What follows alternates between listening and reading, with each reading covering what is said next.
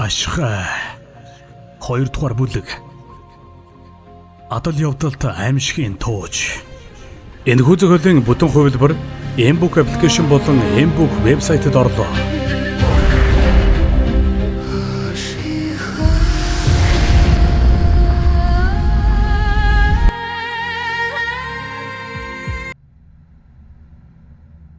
Зохиолыг бичсэн Т. Сумья Базар. Зохиолыг уншсан Батболдын Очир. Үхлийн гоёл.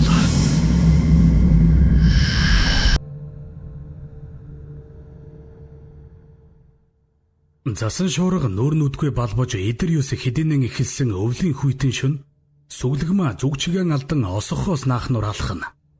Даарсандаа 2 гар нь баргал тэсхэлджээ. Гар нь гэлтгүй хөлнч бас олигтой дулаан гуталгүйгээс болоод хайрагдаж алхсаар хуранууд нь мэдээ алдсан байлаа. Эд өвлийн хүйтэнд хар шөнөөр эзгүй хээр газар сүглэгмаа хүүхэн олигтой дулаан хувцасчгүй үхлээ эрвүүгэлтэй ямар нэгэн зүйлийг хайн төөрч бодлон алхаж буйн сонин. Тэр галзуу солиотой мэдрэл муутай хүн биш. Эрүүл саруул энгийн нэгэн эмэгтэй. Гагцхүү ингэж үхэлтэй тэмцэлдэн ямар нэгэн зүйлийн төлөө шантралгүй алхаж байгаа нь түүний газар дээрх ганц үрэн алга болсонтой холбоотой ажээ.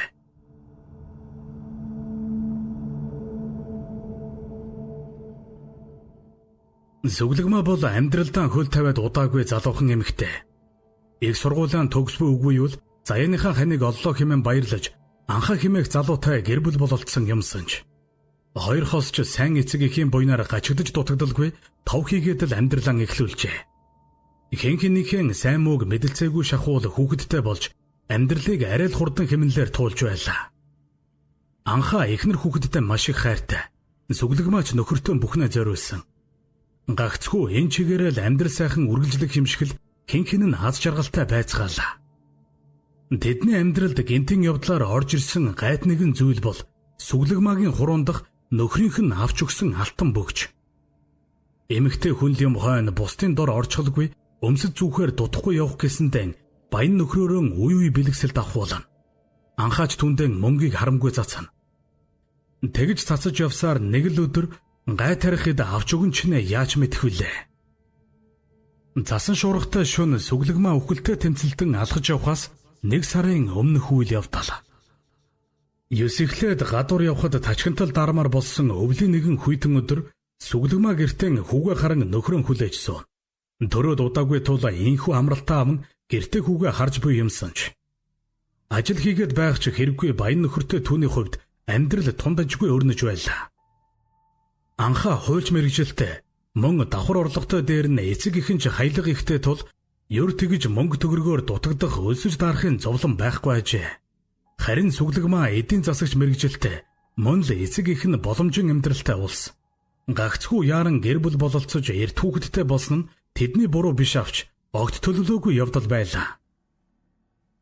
Хаалганы хонх дуугар бол сүглэгмаа баярлан гүйж очоод тайлбал анхаа түүний дуртай амттанг нь авчихсан мөн гартаан нэг жижигхэн бэлгэний хайрцаг барьсан инээд алдаад зогсож байлаа.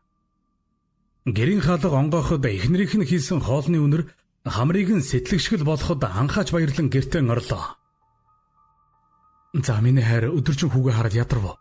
Хүү юу хийж байна да? Харин гэртээ ингээд л байж байхад юунд ядрах вэ? Хүү унтаж байгаа. Битгий очиод сэрээчгээрээ. Чиний минь ажилд ажгүй юу? Ажилд ажгүй. Харин чиний дуртай амттан авсан. Бас энийг хараа. Гэд өнөөх жижигхэн бэлгэний хайрцгийг онгойлговол дотор нь гялалцаж гялтхансан алтан бөгж байлаа. Харин чамд ийм алтан бөгж авлаа. Гэж хэлээд түүнд өгвөл сүглэгмаагийн харцыг аргагүй татсан өнөөх алтан бөгж намайг зүгээж гих айтай гялалцаж байлаа. Хөөх яасан сайхан идвэ. Баярлалаа хараа. Гэж хэлээд сүглэгмаа байдгаараа баярлан бөгжөөн зүөх гиснэн.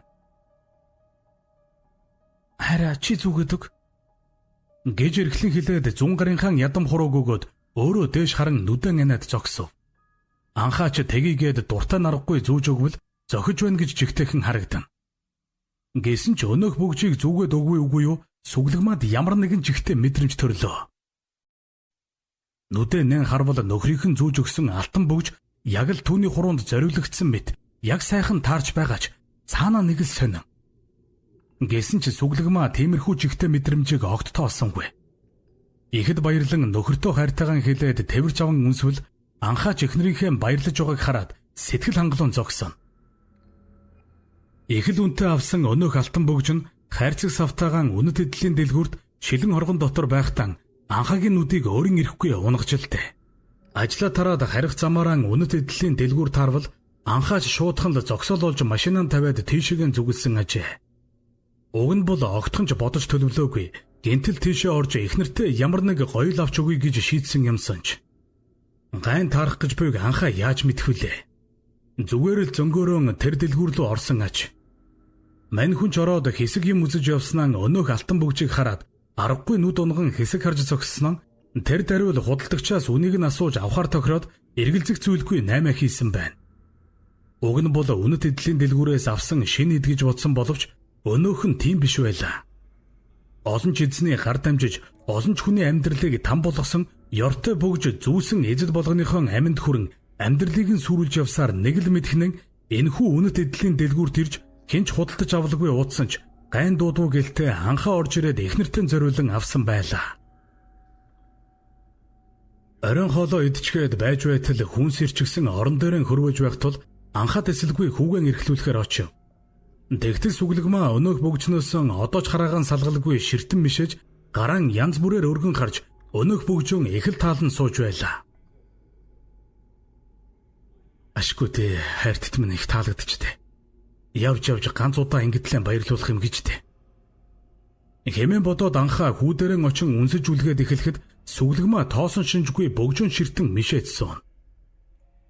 Анхаа олон ч удаа бэлгэсэлт үнэт эдлэл авч өгсөн ч сүглэгмаа тэр бүр баярлаад байдаггүй тул энэ удаад үнэхээр их баярлаж байгаа нь анхаад их таалагдав.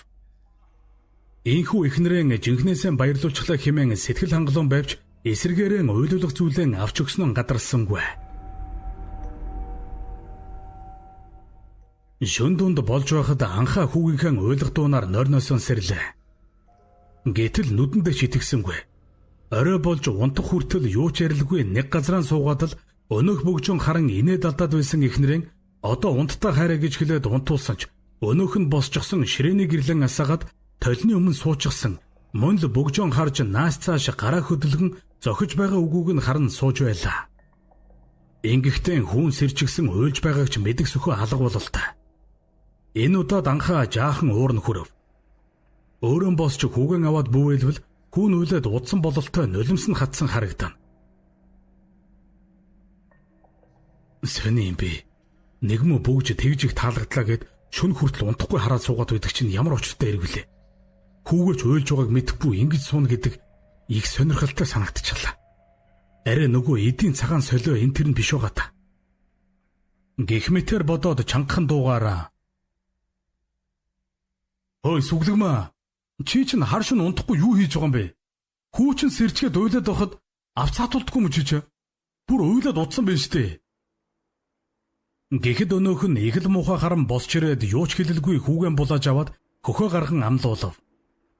Тэгснэ мөн өнөөх л бөгжөн харан ууртай царайгаан тэр дорон хувиргаж инээ далдан суухад хүнч тэгсгээд унтчих бололтой чимээгүй боллоо. Анхаа толгоогоон сэгсрээд буцаад орлуугаан орлоо. Эрт ажилтай тул сайн нуур авах учиртай гэд хүчээр нүдэн анин унтахтаана. За сүглэгмаа минь нэгмөө бөгж харж үзээгүй хүн шиг л ингэж илэрмээргүй юм шүү. Гэж ууртайхан хэлээд унтав. Сүглэгмаа ч өнөөх үгийг нь үлтон хэсэг сууж байгаад орондоо орлоо. Өглөө сэрүүлэг дуурваа үгүй юу анхаа тэр дорон сэрэв. Эхнэр хүү хоёр нь хажууд нь нам унтаж байв. Шүн муу эхнэрийг арайч дэндүү хэлчихв. Гэж бодоод унтаж байхад нь аяархан үнсээд босов. Унтлахынхаа өрөөнөөс гарвал том өрөөн гэж ёстой л нэг гахаа нохоон хорооноос дор юм байхан тэр. Уг нь унтахын өмнө цэвэрхэн байсан нь санаанд буухад анхаа ёстой л мэл гайхлаа. Бодвол сүглэгмаа ингээвэз. Гэж үгэлсээр элдв юм бодсонгүй угаалгын өрөөгөө чиглэв. Бүхий л эвхээстэй хувцас хунар нь газраар нэг тарж шүүгэнээс гарган шидсэн байлаа. Тэдэн дундуур сүлжин алхахтаа гинэд Анхаагийн бодолд нэгэн бодол зурсхийлээ. Арай хулгайч дээрэмчин орсон биш байгаа та. Гүй боломжгүй дээ. Манайх ч 8 давхар, орц маань хамгаалагчтай. Бүр 2 ч хамгаалагчтай. Айл болгоны хаалга маш сайн түгжээтэй. Дээр нь камертай. Гэж бодсон ч нэг л эвгүй санагдсан тул бусад өрөөнүүдээр гүйж шалгавал ганц том өрөөн л тэгж замбраагүй болсон байв. Анхаач ёстой л мэл гайхлаа. Гүй тэгээд сүглэгмаа яах гэж ингэн гэж. Хэмээн амандаа бувтнаад угаалгын өрөөрүүгэн алхлаа. Чухам том өрөөнд юу болсныг үл ойлгон угаалгын өрөөрүүгэн алхтал хэн нэгэн шалан дээр хөлөөчрөн алхах шиг чимээ гарахад анхаагийн дотор зарс хийгээд л явчихав. Юу болоод байгаа нь мэддэхгүй ч түүний гэрт ямар нэгэн новшийн зүйл болоод эхэлсэн нь анхаагийн санааг зовоохын салцуу өнөөх хөлөөн чирж алхах чимээ хаанаас гарсныг олох санаатай эргэн тойрнон ажвал түрүүхэн нам унтаж байсан сүглэгмаа босчихсон галтгооны өрөөрүүгэн алхаж буйн тэр байсан юмсанч. Гэсэн ч анхаа нэг л тайвширч өгөхгүй байлаа. Нам унтаж байсан эхнэр нь ямар ч дуу чимээгүй босч ирээд гинэт хөлөөчрөн алхах мөн том өрөөний энэ эмх замбраагүй болсон байдал зэрэг нь түүнд ямар нэгэн зүйл болохгүй байгааг илтгэж байлаа. Тэрээр эхнэрийн ихэвчлэн хайраа гэж дууддаг боловч зарим үед товчлон сүүгий гэдэг юм санч. Энэ удаад тэрээр эхнэрийн хайраа гэж дуудахыг хүссэнгүй. Учир нь нэг муу алтан бүгж аваад өгсөн биш учир битүүлэг ааш гаргаад сонин үйлдэл хийх болсон нь түүнд таалагдаагүй аач. Тэрээр галтгооны өрөөнд ормогцоод усыг үхэрчгэл гүдгүдхийн ууж зогсохыг хараад "Сүгий, чи чинь наад усаа тавин уул та. Энэ том өрөө яачихсан юм бэ? Чүн босч юм болгоё?" Гэвэл өнөөхөн ч цангаан тайлагдав бололтой эргэж хараад "Өө, минийхэр ажилдаа явах гэж байна уу? Амийг хатах гэж байсан юм аа. Сайхан болчихлоо. Том өрөөний хувьд гэвэл харин гинэт нэг юм хайх хэрэгтэй болоо доо. Шүн уссан. Чи битгий элдв юм бодоо." Гэж хэлээд хүрүүгэн яваад өгвөл анхаач нэмж юм хэлсэнгүй чимээгүй л санаа алдан бодлогошрно. Сонин юм да. Юу болсон юм болоо? Хар шүн гинэт босч юу хайсан байж таарах уу? Гэх мэдчлэн бодож хэсэг зогсоод цагаан харвал бүр талиж өгчээ. Мань хүн чи яарсандаа за ямар хамаа бах. Ажилдаа явъя. Ингэж бодоод хувцас хунраан бэлдэж нүүр аман угаахаар явлаа. Анхаа ойрын үед ажил ихтэй байсан тул төдийлөн эрт хараад байж чадахгүй байлаа. Харин энэ өдөр түүнийг эрт явж болох нөхцөл бүрдсэнд мань хүн чи гэрлүүгэн яран хөдөлжээ. Эхнэр хүүхэд хоёр дээрэн эрт очиж нэг өдөрч болов цагийг сайхан өнгөрөөхөөр шийджээ. Тэмдээ ч дэлгүүр орж мөн л урд өдрүүдийн адил сүглэгмаагийн дуртай зүйлсийг аваад нүрэндээ инэмсэглэл тодруулан орц руугаан орлоо. Энэ үед анхаа өнөөх алтан бүгжнийхэн талаар болон өглөөний хачирхалтай явдлын талаарч мартчихсан байв. Лифт ирж нэг давхарт зогсоход анхаа ганцаараа суулаа. Давхруудын тоо нэг нэгээр нэмэгдэн 8 давхарт ирж зогсоод лифтний хаалга нээгдвэл анхаа игээтэл зүрхээр явчихсангүй. Үзэрийн төрхтэй, өмхий үнэртэй, эмхтэй түүнтэй зөрөн лифтэнд орвол анхаач тайвшрах санаатай гүнзгий амьсгаа аван бодно. Энэ хамгаалагч нар ажлаа яаж хийгээд байна? Бөбөөч ороод ирэхэд хөөгд гарах ёстой штэ. Ядаж явахад яасан ч үзээр юм бит. Гэж дотроо уурлан бодоод гэрийнхэн үүдэнд ирж хаалгаан тогшов. Өнөөх хүүхэн ч лифтэнд суугаад доошоо яваад өгвөл анхаа өөр элдв юм бодсонгүй зогстол эхнэр нь хаалга тайлав. Хөөх өнөөдөр ийм эрт тарсан юм уу? Хайртай хэлчихгүй дээ. Тэгсэн бол сайхан хоол бэлдээд байж байхгүй юу? Одоохондоо хоолоо хийгээгүй л энэ шүү. Гэж хэлэх сүглэгмаа урд үрдийн өдрүүдийнхээс нэг л өөр байгааг анхаа ажиглав. Түүний царай нэг л гундчихсан юм шиг. Нүрээ лав огт будаагүй бололтой. Мөн хувцас хунран ч салбаж хөлбийгөөд томдчихсан юм шиг л нэг л эвгүй харагдасныг анхаа ажаад өнгөрөв. Харин ганц өдөр эрт тарсан болохоор гинти бэлэг барих санаатай л хэлэлгүй хүрээд ирлээ. Хүү маань юу хийж байна да? Өнөөдөр харин та хоёртой хоол хийж өгнө. Гэж хэлээд тортой юмнуудаа сүүлгмаад өгөөд гэртэн орвол эхнэр нь ч нөхрийнхөө хоол хийн гэснийг сонсоод ихэд баяртай инээд алдан явж байлаа. Анхаа гэртээ орж ирээл тэр дороо царай бараалхав. Өглөө талаар нэг таржсан байсан том өрөөний эмх замбраагүй хувцснууд одоо ч хэвэндээ бүр дээр нь нэмээд олон зүйл замбраагүй болчихсон байгаа харагдвал анхаагийн уур тэр дөрөөл хөдлөн чанга дуугаараа. Сүгэ энд юу болоод байгаа юм бэ? Яагаад гэр орон ийм байгаа юм бэ? Чи надтай үргэсэн цагаас хойш бүр хамт амьдэрсэн цагаас хойш хизээч гэрээ ийм байлгаагүй шүү дээ. Яагаад? Чамд яг юу тохиолдсон бэ? Яасан хэлэлтээ? Ямар нэгэн зүйл болохгүй байна уу?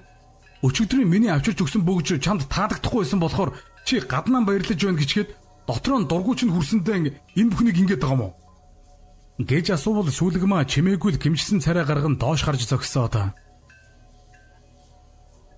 Тийм биш ээ. Энэ бүгд надад үнэхээр их таалагдчихж байгаа.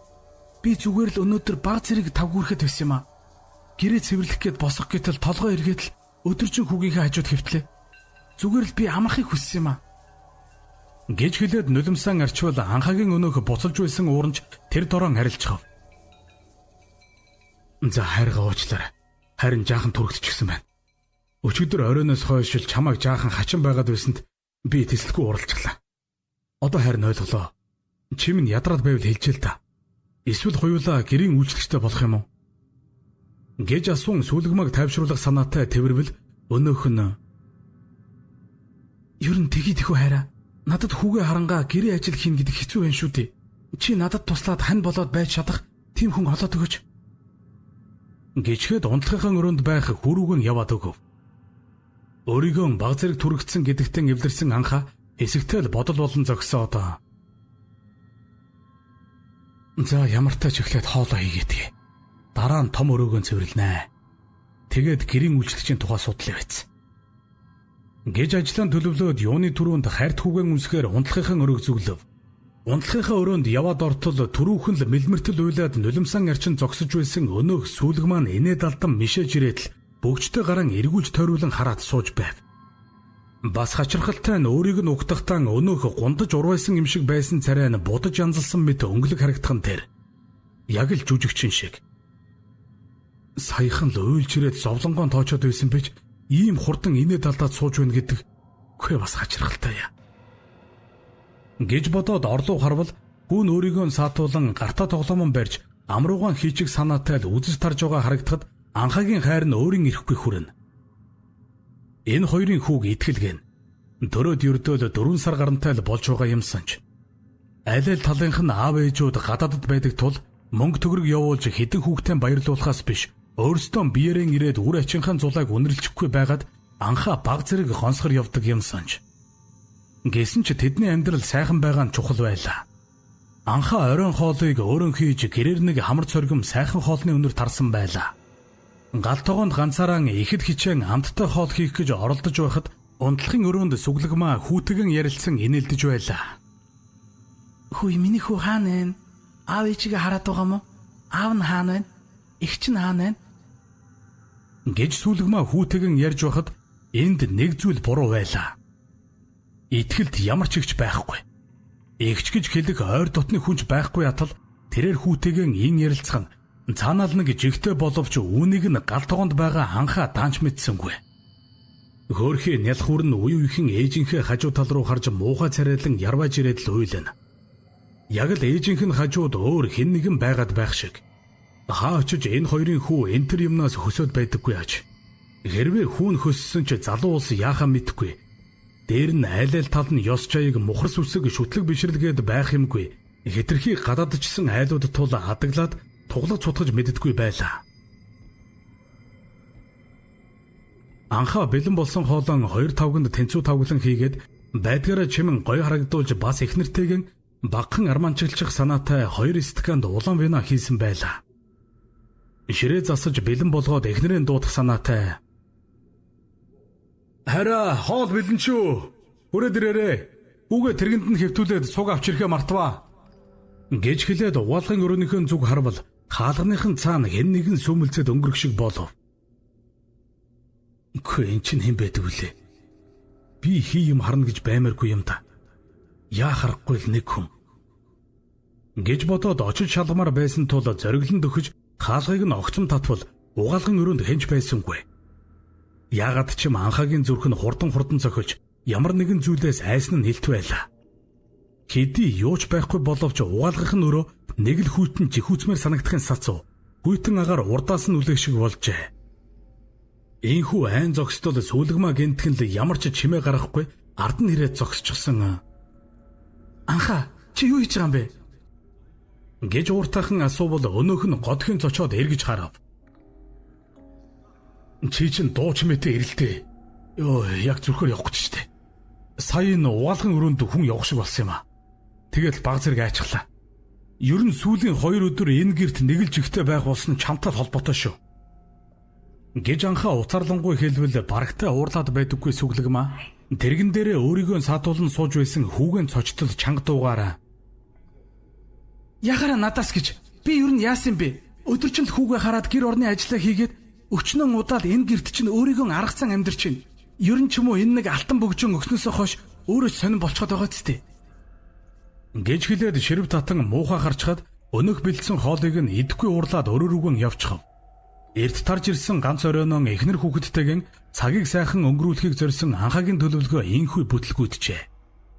Тэрээр ааш нь олдохгүй эхнэрийнхээ огт гаргаж байгаагүй аран шингэн сая л нэг юм харж байгаа тул баг зэрэг балмагдан зогсоод уртаар санаа алдлаа. Энэ бүх хачирхалтай үйл явдлууд сүүлдэн хэрүүл тэмцэл болж эхэлсэн нь өнөөх ёрын бүгжтэй холбоотойг анхаа одоохондоо гадралсангүй. Дэргэн дээрээ тийчгэн хэвтэх нялх хүрэн хараад баг зэрэг тайвширхад ширээн дээр бэлдсэн хоол нь хэдийнэ хөржээ.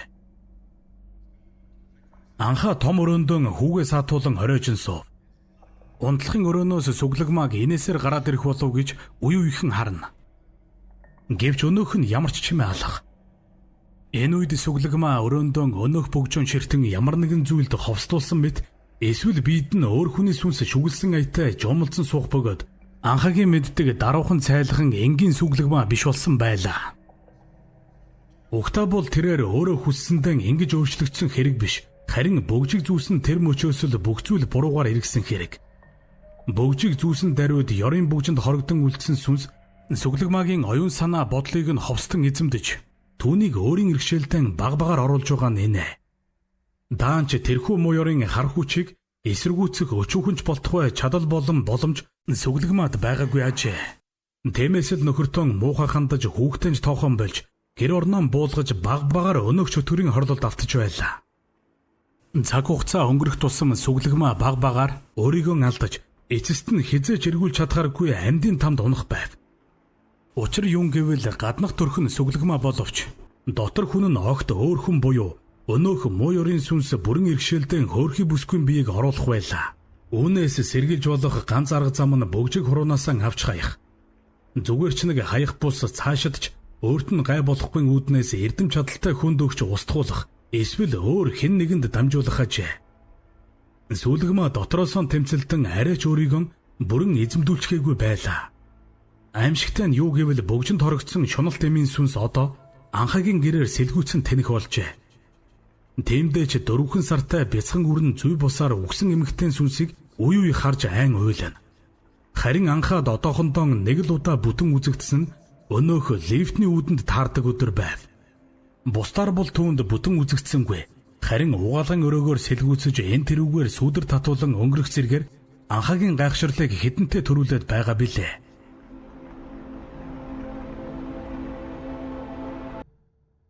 Цаг нэлээд орой болж унтах тийшээгээ хандаж байв. Хүүхэд нь сүгэн хөхөх гээд уйлаад байсанд анхаа найруулдаг сүгээр аргацсан байж нялхурын унтуулжээ.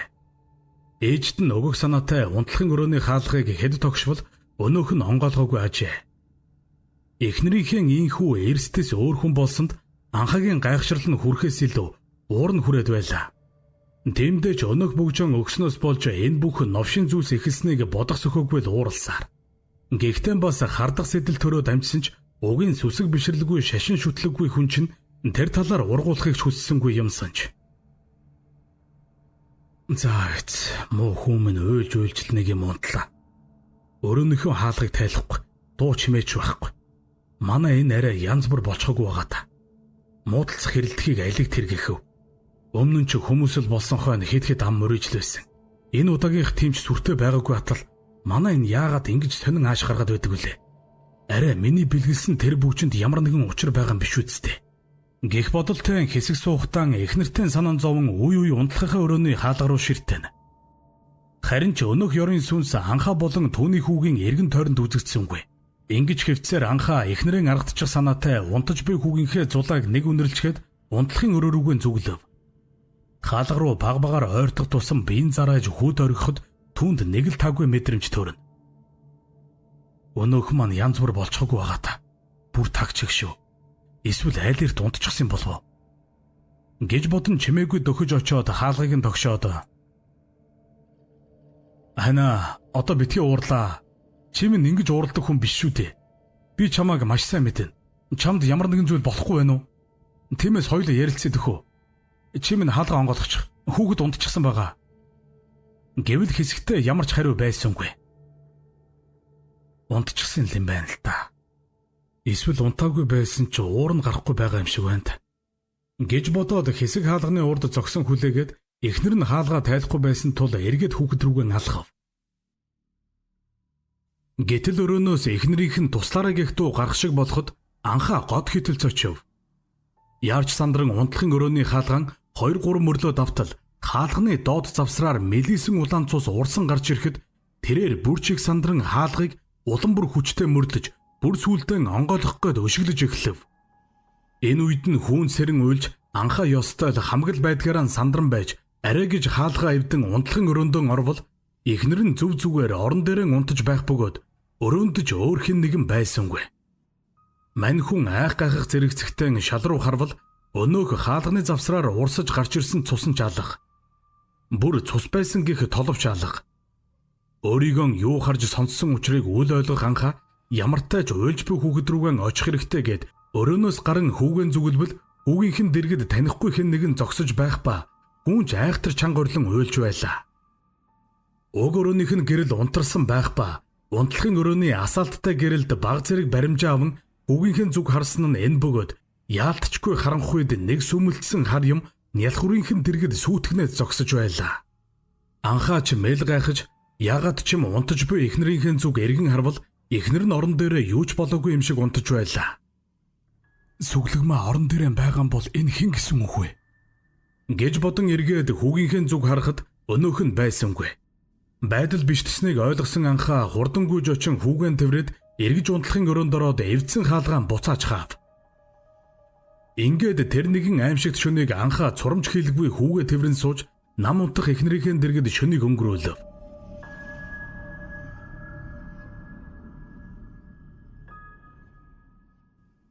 Хөшигний завсраар нар тусах үед анхаа нойрноос сэрлээ.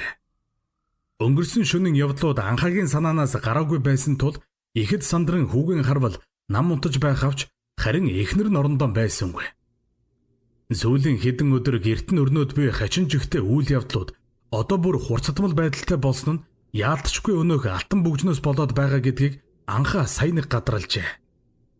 Эхнэр нь ч урдынхаасаа тэсөөр хүн болчихсон мэт санагдах нь тэр бөгжийг бэлгэлсэн цагаас эхэлсэн гэдгийг ухаж ойлгосон анхаа энэ бүх учир битүүлэг хийгээд аюултай зүйл бүр цаашлахаас нь өмнө арга хэмжээ авахар сэтгэл шулууджээ.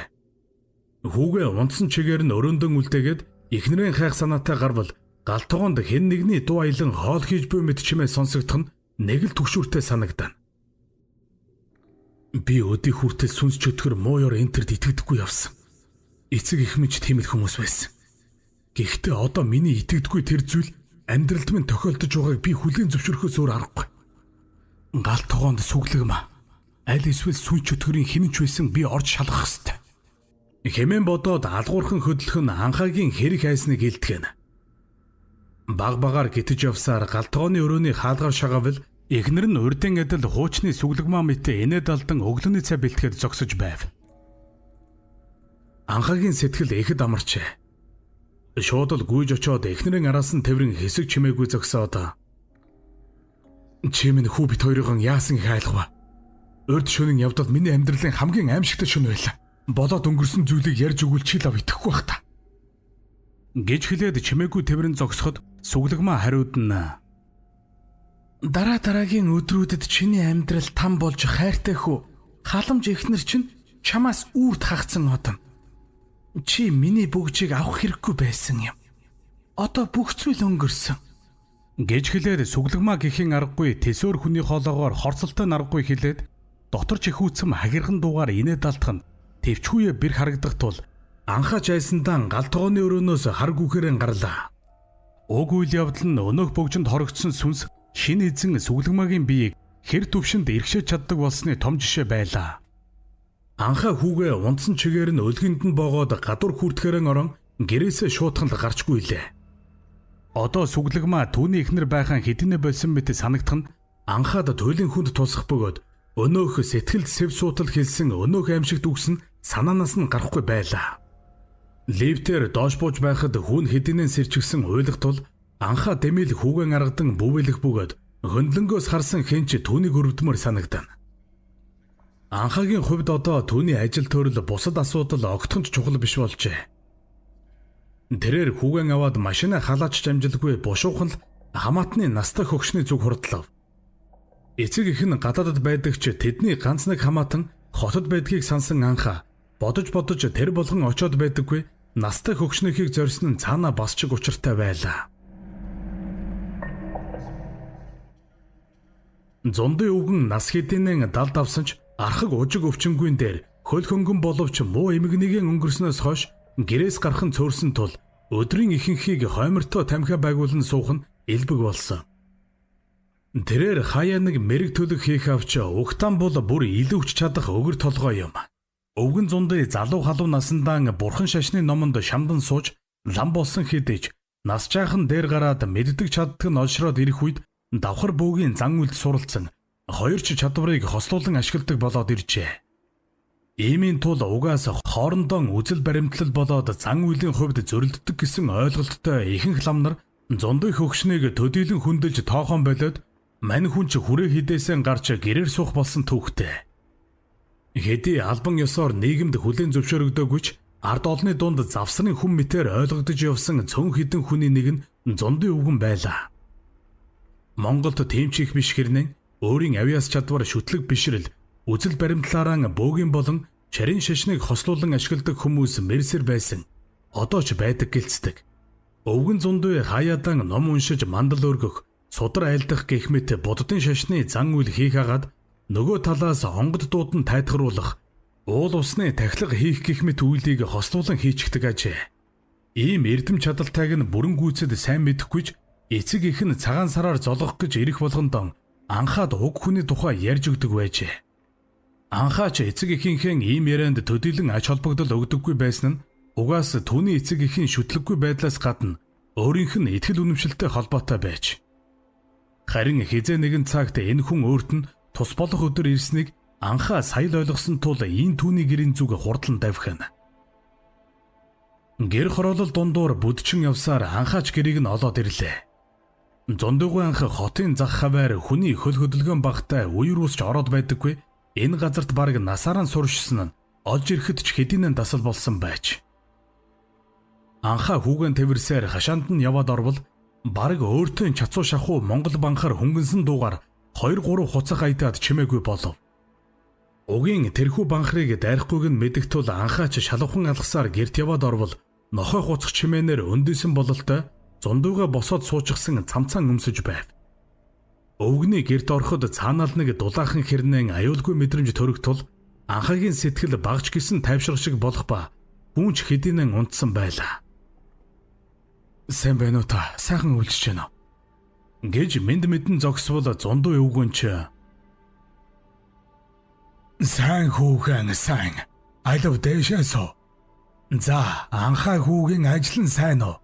Яасан эрт манахыг зорж яваа юм.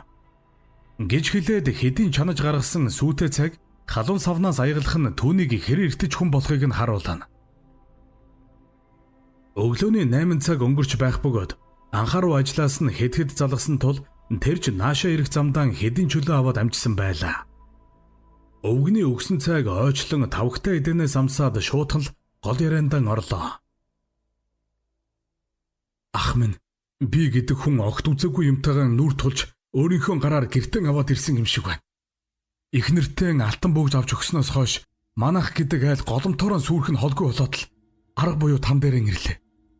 Аав ээжийн ярианаас таныг ямархуу эрдэм чадалтайг тань бишгүйтэл сонсож өдий хүрсэн. Мунхаг би тоодоггүй байсан ч үнэхээр сүнс чөтгөр гэж байдаг бололтой. Одоо бүр гэртмэн оргинчход байх шиг байна. Гэж хэлээд хоолойн зангирын доош харж суув. Өвгөн ч нухацтай сонсон сууж байснаа тамхиа гарган асаагаад "За өвгөн ах нь чамд туслахгүй яахав. Ураг удмынхнаа харж хандаж явах нь миний энэ амьдралаар дуусах учиртай юм. Надаас хойш угаас та нарыг гэх хүн гарч ирэхгүй. Элдв гай зовлонч надтай хамт тонилох бах. Харин энэ удаагийнх бол өвгөн надад өмнө нь зүүдлэгдэж мэргэнд үзэгдээгүй хачин явдал байна. Тэмээс чи юу болсноо сайхан тайван эхнээс нь яриад айл." Гэж хэлэн анхааг тайвшруулад болсон бүхэл явдлыг сонсвоо. Хэрэг явдлыг ерөнхийд нь ойлгосон зундуу өвгөн гагцхүү ямар гэж юмтай нүр тулах гээд байгаагаа мэдэг санаатай зоостатав. "Энэ ч зоостатаад мэдчих зүйл биш болол та." Хэмээн бодоод өвгөн хойморт байх хуучирч муудсан бор авдраа нээж мэрэгний судар гарган ашиглах болжээ. Өвгнийг ийхүү суух зур анхаач хүүгэн сэрхээс өмнө сүүг нь бэлдэх ёстойг санан яахарган олохгүй сууж байлаа. Бас энэ хооронд сүглэгмааг яаж байгаа бол гэж бодхоос зүрхээр нь хатгах шиг болж дахиж эхнэрээ хуучнах шиг нь харахгүй бол яах вэ гэсэн бодол өөрийн ирэхгүй түүнийг түгшээ. Энэ бүхэнд би л буруутай. Тэр бүгжийг би авч өгөөгүй бол гэж бодон суутал өвгөн ч нэг юмны учрыг тайлсан аятай хоолой залсан яриа эхлэв. "За хүмүн гэрд чинь эд зүйлдэн хорогдож олон жилийн турш амьрлаж чадахгүй байгаа. Эмэгтэй хүний сүнс гүүгээд байна гэж өвгөн ахынх нь мэргэд буулаа. Бас энэ сүнс нэлээдгүй олон хүний амь амьдралыг залгисан гэх юм. Айхтар нэхэлтэй эд байна да. Их л харуулсаж гомдол тээж зовж өгсөн хүний сүнс болов. Өвгөн ах нь шуудхан хэлэхэд эхнэрийн чинь амийг авч байж салах бололтой юм. Яасан ч айхтар эд аваавтай хүмүн." Гэж хэлээд зундуугай санаа алдан хэсэг чимээгүй болвол анхаач сонсон зүйлдэн итгэж өгөхгүй байгаа бололтой ердүүн гарсангүй. Хэлэх хүүгч орж ирэхгүй мөн чимээгүй суув. Арай гэж ам хилэн эвлүүлэн байж "Аха та минь бидэнд тусаж чадахгүй гэж юу? Тэр бүгжийг зүгээр л хайчихвал болохгүй мó? Эсвэл анх худалдаж авсан дэлгүүртэн үнгүй чамаагүй буцаагаад өгчихъя л тоо. Тэгвэл эхнэр маань амьд үлдэхгүй юу?" Хэмээгээд хоолойн зангирын нулимсэн цээлгнээд ирэв. Анхаагийн ийм өрөвдөлтөй байгааг ажиж суусан зундуу өвгөн "Хүмүн мэдээж өвгөн ах нь өөрийн зүгээс чадах бүтэх болгоно бүгдийг нь хийн. Яаж ийгээд энэ гай дуудсан эдлэлийг бүр мөссөн устгахгүй бол зөвхөн эхнэрийн чинь амийг аваад зогсохгүй. Чиний амийг хүүгийн чинь амтай хамт залгижч мэдэх аюултай эд байна. Ингээд зогсох бус ямар нэгэн байдлаар дараагийн эздийнхээ гараар дамжиж мөн л олон айл амьтны амийг нь авч одох хүчтэй буг болсон гэж буусан юм. Эхнэрийг чинь золигт гаргахаас өөр арга бидэнд байхгүй хүмүн. Энэ зүйлийг эртхэн надад мэдгдсэн бол би танаа гэр бүлийг амны гарцгүй салгаад өгч чадхал байж.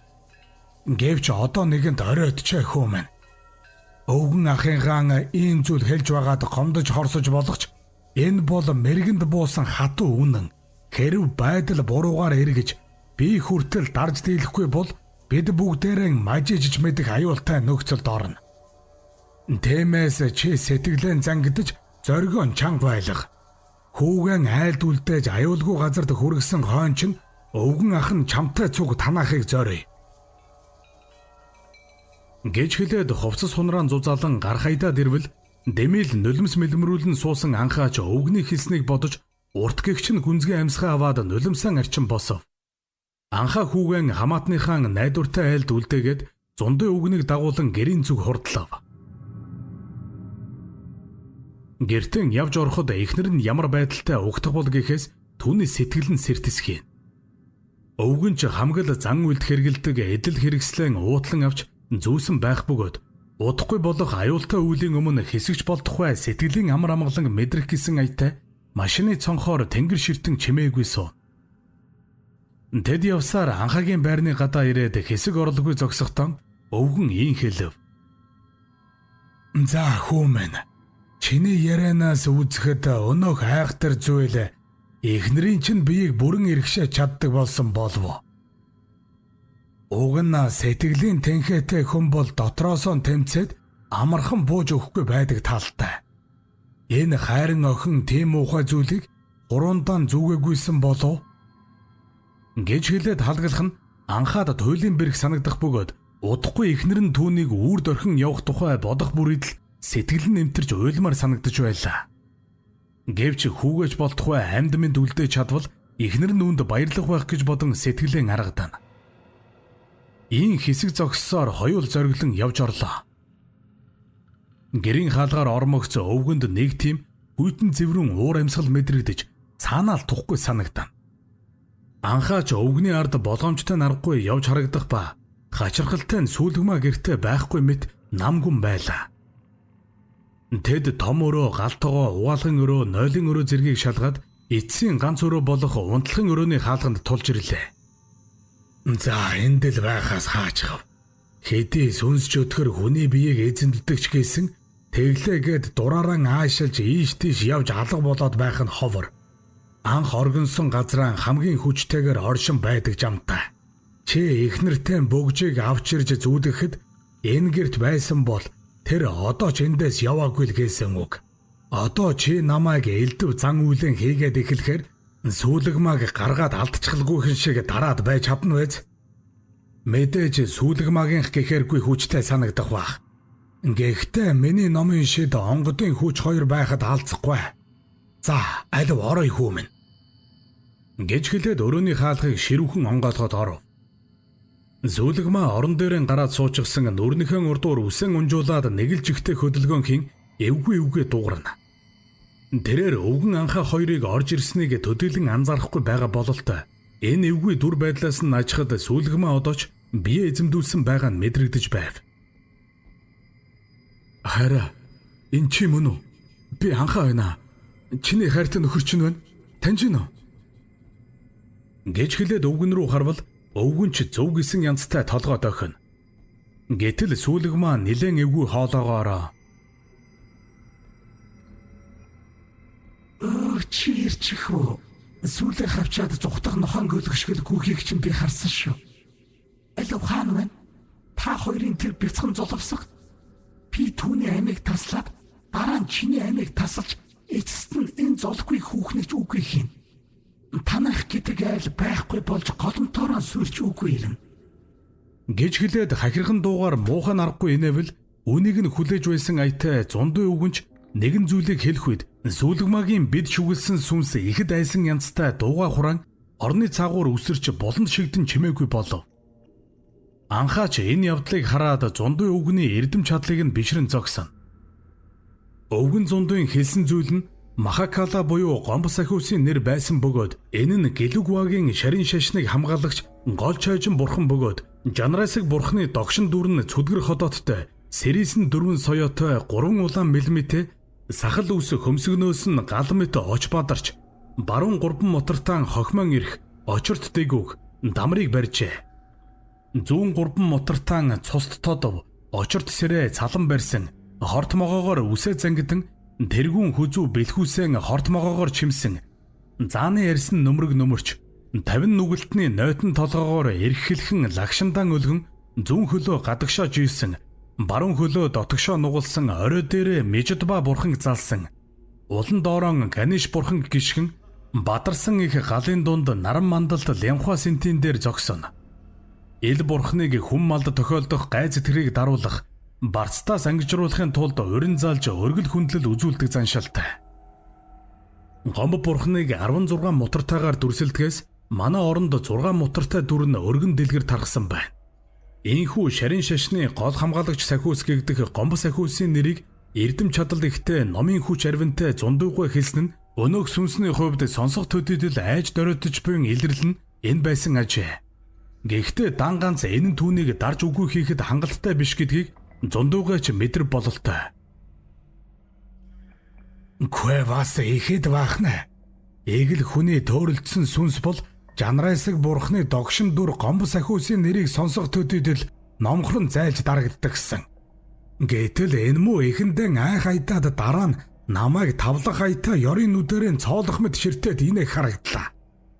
За би арай ч ийм их хүч чадалтай гэж бодсонгүй. Хэрв ийм дээрэн тулсан бол бид энд танаа герт түүнийг дарж дийлэхгүй. Анхаа хүүчи сайн сонс. Хотоос гарч хөдөө явхад бэлд. Миний нэг сайн таних зайран байдаг юм. Тэр бид хоёр эрднээс анд нөхөр бас өстөн байсан ч болж явсан үе бий. Одоо бол гэмгүй сайхан нөхрөлдөг юм. Нөхрөлдөгч гэж дээ. Сардаан ганц удаа уцаар ярихаас биш сүүлийн 5-6 жил лав би түүний царайг ёр харсангүй. За ямар тач тэдний гэрээг зорж туслалцаа хүсвэл цаадах маань үгүй гээхгүй лавтай. Өвгөн ах нь нас дээр гарч хатуу үлийг хийхэд хүч мөхөсtöд байдаг болж. Дээр нь энэ зүйл чи нилээдгүй хүчтэй юм шиг байна. Миний чадал одоохондоо тогтоогоод барьж дийлэх авч дарж устгаж арай хүрэхгүй санагдана. Тиймээс хоёул эхнэрийг чинь аваад хотоос гарнаа. Магадгүй үйл бүтүүл эхнэр чинь амьд гарч мэдэх юм шүү. Өглөө өвгөн ах нь шуудхан л мэргэнд бууснаа хэлчихсэн байна. Гэж хэлээд тэр хоёр сүүлгмагийн бид буй сүнсийг аргадан номготгож хотоос явах болов. Зундуй өвгний хэлсэн хүнийг гомбоо зайран гэх бөгөөд хар бурууд хатуу чанга боловч эгэл ардад энэрэнгүй зөөлөн хүн агаад өвчин зовлон муу бүхнээс гэтлэхэж ядарсан зовсон олонд туслахтан гизээд хойш судаггүй нэгэн ажээ. Тийм хүн болохыг нь мэдэх тул зундуй өвгөнч даруй сүүлгмагийн дотроос бүрэн гарч чадахгүй болгосон өнөөх сүнсийг ганцаараа дарж дийлэхгүйгээ мэдээд ийн хөдөг зорих болжээ. Анхаа гэрийнхэн хаалгыг хаагаад явах гэж байхдаа их л гунигтайгаар санаа алдан эргэж харав. Өвгөнч түүнийг тайтгаруулан "Хөөмэн, муу бүхэн ард хоцорч сайн сайхан цаг заавал ирдэг жамтай. Чамд тохиолдоод буй энэ гайг өвгөн ах нь яаж ийгээд зайлуулнаа. Харин чи юуж тохиолдсон сэтгэлийн хаттай байж үзээрэй дээ. За одоо шалуухан хөдлөхгүй бол гойргүй." Гэж хэлээд лифт рүү орвол анхаач ухаангүй болсон сүүлгмаг үүрсээр араас нь оров.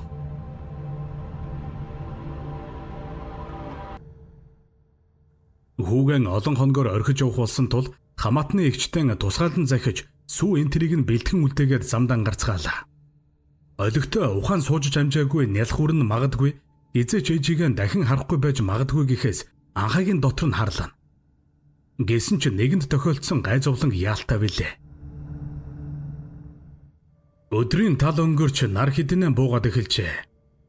Анхаа урдах замаа харан чимээгүй машин барьж явахдаа элдвийг бодохын сацуу үе үе арын суудлал руу эргэж харна. Харин хажуугийн суудалд суусан зундуй өвгөн хэдийн иймэрхүү зүйл хийгээд дассан нээлт. Санаа зовлтгүй дээ. Эхнэрийн чинь биеийг хэсэгтэл эргэшээ чадахгүй байлгүй. Гомбоо зайрангинд хүртэл лав аюул байхгүй. Өвгөн ахт нь энэ мэтийн чадал үлдсэн шүү. Хөөрхий эхнэр чинь дотроос нь их л тэмцэлдэж бие сэтгэл оюун санаагаа эзэмдүүлчихгүй гэж их л хичээсэн бололтой юм. Хүн тэхээрэн ихэд ядарч суйлдаад одооных шиг нам унтчихдаг юм. Уг нь сэргээд чамтай хэд 3 юм ярилцаад амжвал хэрэгтэйсэн. Гэж хэлээд эрхэн эргүүлэн тарин хэлж суугаа харагдана. Чухам аюултай үйлийг хийхээр очиж яваагаан зундын өвгөн ч хэдийн гомбоо зайранд уцаар мэддэгдээ дамжиж.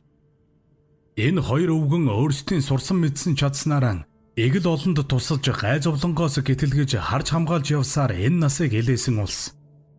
Зундыггүй нэг хүү нэг охинтой бол гомбоогой голомт залгах ганц хүүтэй. Мөн л наслан суусан ханин алдаад удаагүй байгаа юмсанч. Одоо ч тэдний үр хүүхдүүд нь аль аль нь гэлтгүй хоёр өвгөнийг чухалчлан ойшоож эргэж тойрхон цөөрсөн ажээ. Угаасаа тэдний хийдэг зүйлд хүүхдүүд нь тэмч дуртай биш. Зам халтаргаатай мөн засмал замаас салаад нилээдгүй шороогоор явдаг тул тэд гэлдэрсээр нар орохын өмнөхөн зорьсон айлдан ирцгээлээ. Гомбоо зайран ирсэн гिचтэн угтаж хоол цайгаар дайлан суугагаад гэрт байгаа хүмүүс бүгд л нухацтай царайлан сууцгаана.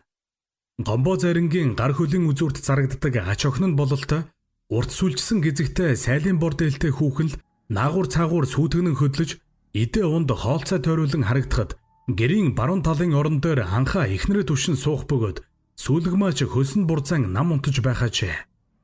Ийм чимээгүй суутал хоёр хөгшин гол яриандан ор бололтой гомбоо зайран За зундын минь яасан ч айхтар нэхэлтэй эд авчрээвэ. Хөгшин миний сэтгэлийг чилээгээгүй уудсан байна шүү. Хэлээд юугүй гомб минь.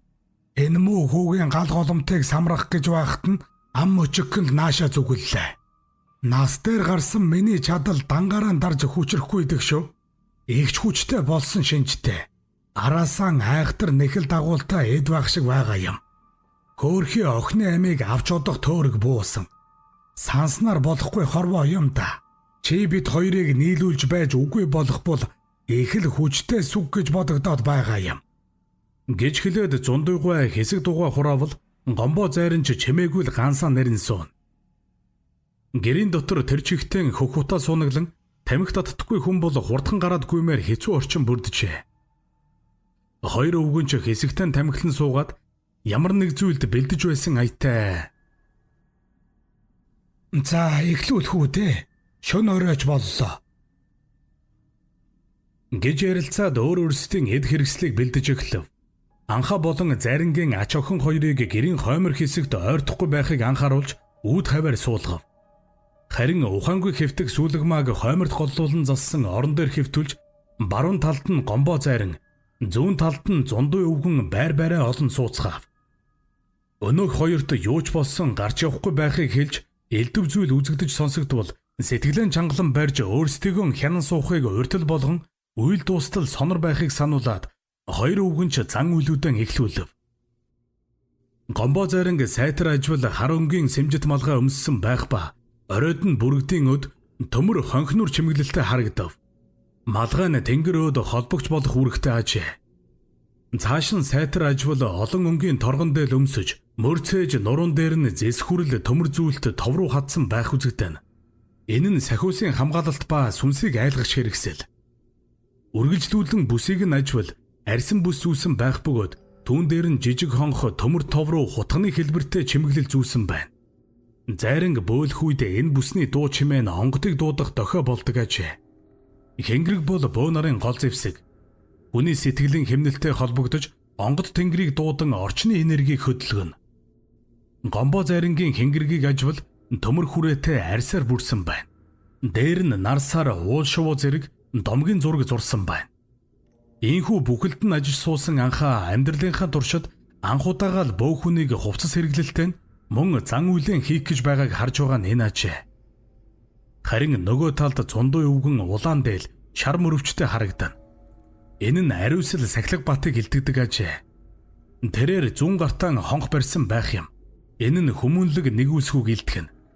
Харин баруун гартаа дамар барьжээ. Энэ нь мэдлэг хүчний илэрлэгэн. Хонх ба дамрыг зэрэг дуурах нь мэдлэг ба энэрл хоёрын нэгдэл гэсэн утгыг агуулдаг ажээ. Мөн түүний хажууд урт үлээвэр хөгжим шиг зүйл харагдав. Энэ нь ганлан байв. Сүнс хорлолыг айлган хөөхөд хэрэгэлдэг юмсанж. Үнэн дээр хүний гуйны ясаар хийдэг байсан домог байдаг ч зундууганх арай ч хүний яс биш.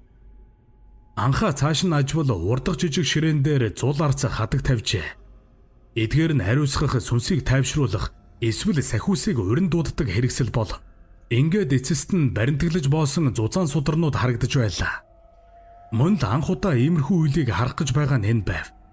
Ингээд нэрд гарч алдран тодроогүй өөрсдийн чадлаар өрөөл олонд тус хүргэж явсаар насыг барж буй хосгүй чадалтай хоёр хөгшин нэгэн бүсгүй амьдралыг аврахаар тус тусын үйлэн эхлүүлв. Эхлээд Гомбоо Зарин өөрийн чадлаар үзэлцгээр болжээ. Зарин эхлээд гэрт байсан толь болон шилэн эдлээ бүтээж тавив. Үүний дараа гал асааж галын дөлний өмнө арцх ганга тавьж өгүүллээ. Утаан дээшээ эргэн савсаж орчныг ариусгаж байгаа нь энэ ажээ. Хонх жингэнэн арцны үнэр тархах тэр мөчөд гэр дотор хачин чимээгүй хүн дагаар бүрхэж эхлэв. Үүнийг нь ч хүчтэйгээр мэдэрч буй бололтой өдрийн турш нам унтаж байсан сүүлгма гинэт нүдэнэн ийш тийш нүдэн эргэлдүүлэн харах авч би энэ огт хөдөлсөнгүй дуунч олигтой гарсангүй. Аргагүй хоёр чадалтай хүний тунд түгжигдэх мэт байдалтай буйн тэр визээ. Ингээд Гомбоо Зарин өөрийн том хэнгэргэн авч нарс модон товроорон зөөлөн дэлдэж эхэлвэ. Эхэндээ удаан цохилт бүр нь хүний зүрхний цохилттой адил хэмнэлттэй байснаа дараа нь улам чангарч хурдан нэмэгдэн. Гэрт асаалттай байсан ганц нэг лаанууд салхи хүлээх мэт дэнсэлж чичирхийлж байгаа нь харагдлаа. Энэ үеийн зэрэгцээд анхаач нилээн түгшээд иржээ. Хэнгэргийн цохилт хүчтэй болох тусам зайрн чанга дуугарч эхлэв. Түүний дууны өнгө нь жирийн хүнийх биш мэт хоолой нь гүнзгий сөхөрсөн мэт өөрчлөгдлөө. Удмын их сахиус ургийн их гарвал эцэг өвгдийн хямар уул усны эзэд мэн. Гэжгэлэн бөөлөх үед анхаа түр зур ухаан балартах шиг болж цааш лавшруулан сонсож чадсангүй. Толгоогоо сэгсрээд гомбо заримгаан зүг харвал түүний нүд нь хагас анигдаж биеийн савчин хэнгэрэгтэйгэн хамт эргэлдэн. Ийхүү түүний онгот нь бууж ямар нэгэн зүйлийг өгүүлэх шиг болоход дуу хоолой нь өөр болж огт өөр хүн ярьж байгаа мэт санагдаж байв. Заримдаа тэр өөрөө өөртөө хариу өгч байгаа мэт хоёр өөр өнгөөр ээлжилж ярьж байх юм.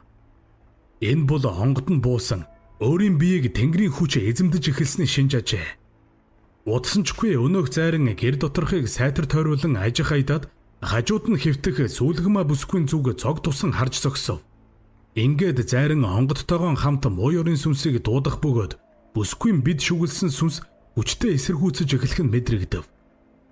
Сүүлгэмаа өөрийн бус хоолоогоор ихэд чангаар ёолон хашгирч дуун гажиглан 2-3 хүн зэрэг орилж буй мэт давхардан сонсогдоход анхаа энэ явдалд итгэж ядан зүрхэн хүчтэй зохиолж дэмил байрандаа сандран суун.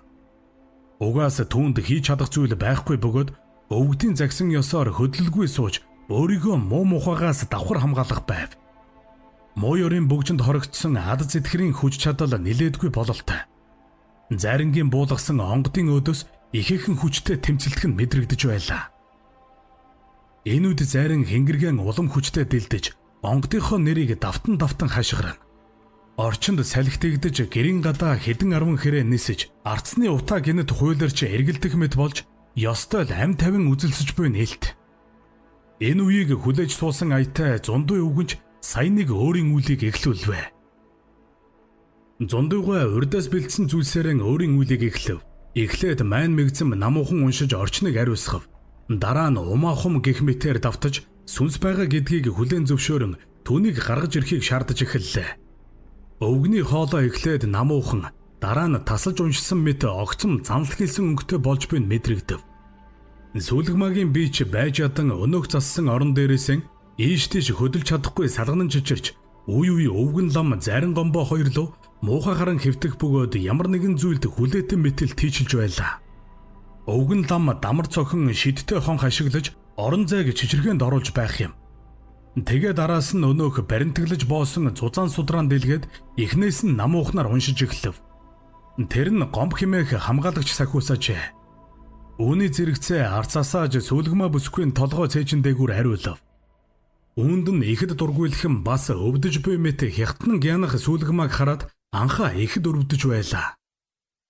Гэсэн ч сэтгэлэн төвчгээс өөр яалтай. Гагцхүү энэ бүх аваа үйлүүдийн дараа муу мухай бүхэн салан ангижирч хайртай эхнэр нь урдын адил хэвэндэн ороод хүүтэйгэн гуруула элэг бүтэн сайхан амьдрахыг л дотроо төсөөлөн майныг хөгжөөж суун. Лам өвгөн зүү ороосон улаан цагаан шархар утас гаргаж ирээд бүсгүй бөгжтэй гарын бугуйнд нь оров. Энэ нь сүнсийг торонд хийх гэсэн бэлгэлтэй юм санж. Мөн л буддын шашны чухал нэгэн зан үйлийн илрэл. Араас нь хүрд дамраан эргүүлэн уншихад дуу нь улам чангарна. Заримдаа дуулж буй мэт хурдан чичирхийлсэн өнгөөр сонсогдох ажээ. Ийхүү залгуулан түүний үйл дараагийн шатандаа оров. Өвгөн лам хоолоогоо өндөрсгөн эгэл бүсгүй бид шугулсан муу зүгийн альбин ч өтөр түргэн түүний биеэс гараа. Өөрийн байх ёстой газар там бууцаа гэж чангаар хэлв. Түүнийгийн мэддэг чаддгаан хийж тэмцэлдэж байх зур гомбо заримгаан онгодож зүгээр байсангүй. Өөрийн болон ламын хүчээр бүсгүй биеэс өнөөх айхтар сүнсийг бараг салгаад иржээ. Үүнтэй зэрэгцэн заримгаан дараагийн үйл эхлэв. Энэ нь төвдүүлэх буюу сүнсийг түгжих үйлийг хэлдэг ажээ. Эртнээс бэлдэж тавьсан хоосон төмөрсөв харагдах бөгөөд үүнд нь бүсгүй биеэс гарсан сүнсийг хийж түгжээд болох ёстой байв. Заримгай өнөөх сүнсийг мөн л адил бүсгүй биеэс гар химэн хашгирч хэнгэргийн химнэлийг тасралтгүй хурдлуулж эхлэв. Хоёр хөгшний эрдэм чадал онгод тэнгэр номын хүчийг бишрэн багтмаар явдал энэ цаг үед тохиож байлаа. Гэрээр нэг дуушуу болон хонх дамар хэнгэрэг нүжигнэж өвгчүүлийн өөр өөрсдийн амнаас гаргах тушаал мэт үгс эцэст нь өнөөх сүнсийг дийлб бололтой. Сүүлгмагийн биеэс хар сүүдэр тасран салж хажууд нь бэлтгэн тавьсан сав руу тэмүүлэн орж байгаа нь ажиглагдав. Үүний дараа тэрхүү сав хүчтэй чичирч ийш тийш цовхрон үсчих нь холгүй болоод дотроос нь хэн нэгний аимшигтайгаар орилхон сонсогдов. Ямартай ч энэ үйл явдал нь хэн хүний сэтгэлийг багч гисэн амраач чадав. Өвгөн ламч номын дугаан сулруулж амандан үл мэдэг буфтнах мэд багсгаад ирвэл заримгаач хэнгэргийн дэлтгэн болов. Анхаад ингээд дуусах бололтой гэсэн бодол орж ирэн сэтгэл нь уужрлаа. Өнөөдрийн энэ үйлд хэдий хоёр өвгөн хүч хавсарсан ч битүүхэнтэй хэнийх нь үйлээр өнөөх сүнсийг үлдэн хөөхөн сорьсон янзтай зундуй лам чимээгүй болон хэсэг суув. Харин зарим онгодороо дамжуулан савыг хадгалаад түгжиг тарин мэт үг хэлж тагийг нь дарах ёстой болов. Зарим тохиолдолд тэр савыг галд хийж шатах эсвэл уулын хатан даваачиж хаях нь бий. Үндсэндээ ингээд зан үйл дуусаж байгаа ажээ. Гэтэл түүнийг өөрийн хэллэгэн хэлээд савны тагийг дарж амжаагүй байтал гомбоо зайран төмөр савнд орсон өнөөх сүнсийг удаан торгож дийлсэнгүй. Хар сүүдэр шиг зүйл төмөр савнаас гарч чадахгүй дотор нь эргэлдэг шиг болоод байсан нь сая нэг мултарч байгаа янзтай нүд ирмхийн зурт зайран тагдаж дарахаас өмнө алдран зугтав. Савнаас гараад шуудхан гэрийн хаалганы завсраар гарах гээд хаалт байсанд чадсангүй тул тооноор дамжин гарч одсонд хоёр өвгөн юу ч хийж чадалгүй ширтсээр үлдлээ. Ийхүү сүлгмагийн биеэс сүнсийг нь үлдэн хөөж чадсан ч дарж номходох нь дараа төрөлд нь буцааж чадсангүй алдав. Хэдий хүчээр илүү мэт байвч угтаан бол тогтоож барьж чадсангүйд гомбоо зайрын сэтгэл дундуур байлаа. Санаанд нь оромгүй уг явдлын дараа гэрт буй хүмүүс бүгд чимээгүй болж сүлгмааг л анхаарч байлаа. Нэгэнт хэрэг явдал ийм болсон тул гомбоо зайрын ч онгодоо мордуулав. Үүний дараа зайрын ихэд сүлдэж хүчгүйтсэн байна. Учир нь онгод буусан үеэр түүний бие махбод болон сэтгц нь ихэхэн ачаалал авдаг ажээ. Үүнийг нь түүний ач охин нь сайн мэдэх тул шуудхан л босч өвөөгөө түшин усцаа уулгаж хэсэг суулгав. Гомбоогооч хэсэг сууж 50 болоод аажмаар энгийн байдалдан орох шиг болов. Зундуугаач баг зэрэг санаашрангуй төрхтэй харагдах бөгөөд өөрийн эд зүйлсээ буцааж имглэх харагдана. Тэдний энэ үйлдэлүүдээс харахад өнөөдрийн үйл ямартай ч дууссан бололтой. Анхаа хэлсэн ёсоор удаан хөдөлгөөнгүй суусан тул одоо л нэг юм босч ихнэр лүүгэн аажмаар дөхөхтөн зундуугын зүг харвал өнөөхөн ч чимээгүй л толгой дохих аж. Энэ нь түүнийг одоо ихнэртэй ойртож болно гэсний дохио. Анхаа шуудхан л ихнэрийн тэврэн авч гараас нь натхана. Бидний хамтарсан үйл ямартай ч чөтгөрийг түүний биеэс зайлуулж чадсан. Гэхдээ эхнэрийг чинь аюулгүй үлдлээ гэх юм баталгаагүй. Учир нь тэр чөтгөрийг хорж чадалгүй алдчихлаа. Алдагдсан сүнс одоо гадаад орон зайд сул тэнүүчлэн дараагийн байгаан хайж эхлэнэ. Ихэвчлэн сул дорой өвчтөй хайдастай эсвэл сэтгэл санааны дорой хүн рүү шурах нь амархан гэж ярьдаг. Тиймээс зан үйлд оролцож байсан хүмүүсээс нэг нь бай болж үлдэх нь элбэг гэж буунаар ярьдаг. Гэхдээ энэ гэрт хэтэрхий сайн хамгаалалттай тул хэндэж сүнс үл шургаж чадхаа мэдээд тооноор гарan зугтчихлаа. Гагцхүү энэ ёрын бөгжөндөө л эргэж хорогдсон эргэлдээд байх болов да. Бас чи бид хоёрт тийм ч амархан дуудагдаж ирэхгүй л байхаа та. Гэж хэлээд зундуй өвгөнийг ширтэн суух гомбоо зайран энэ тал дээр ихээхэн мэдлэг чадалтай хүн гэдэг нь нээлт. Анхаа бүх зүйл хараахан дуусаагүйг мэдээд баг зэрэг сэтгэл нь тавгуйтан ин асуув. Тэгвэл хизээ энэ бүхэн дуусах вэ? Одоо сүлгмагийн би зүгээр үү? Тэрэнд минь дахиж муу зүйл тохиолдох уу? Гэж асуувал хоёр өвгөний хэн нь чимээгүй л бодол болон сууцгааж санаан зовнонгүй үзэгдэн. Ер нь бол зан үйлээс мултарч зугтсан сүнс заавал хүний биед орох албагүй. Эд зүйл бөгж тол хувцас хүүхдийн тоглоом гэх мэтэд хорогдож чадах ачаа. Тиймдээ ч анхнаасаа л тэрхүү бөгжний эзэн нь амиа алдах үедээ өөрийн хамгийн хайртай байсан эдлэлдээ хорогдсон тэр байж. Тэр цагаас хойш хэнч тэрхүү бөгжөнд учир байгааг үл ойлгон амнасаараа хохирч дараагийн эздэд дамжин явсаар эцэст нь сүүлгмаад ирж учир нь олцсон хэрэг байв. Зан үйлээс мултарсан сүнс хуурамч амгалан мэт болж дараа нь огцом гарч ирдэг гэж үздэг. Гагцхүү тэр зүйлийг мэдэх тул хоёр өвгөн энэ санаа зовнонгүй байгаач. Гэхдээ зундуй хөгшин бүр чиг санаа зовж харагдана. Учир нь тэрээр анх мэрэг төлөгдөөн буулгаж харсан зүйл нь хожим өөрчлөх аргагүй гэдгийг саяын үеийн дараа ойлгосон байлаа. Ямар тач сүүлгмаа охин одоо зүгээрээ хэсэг хугацаанд чи эхнэрээ авч гэртээ бууц. Тэгээд хүүхдтэйгэн гурвуул амар жимэр гэртээ байж болно.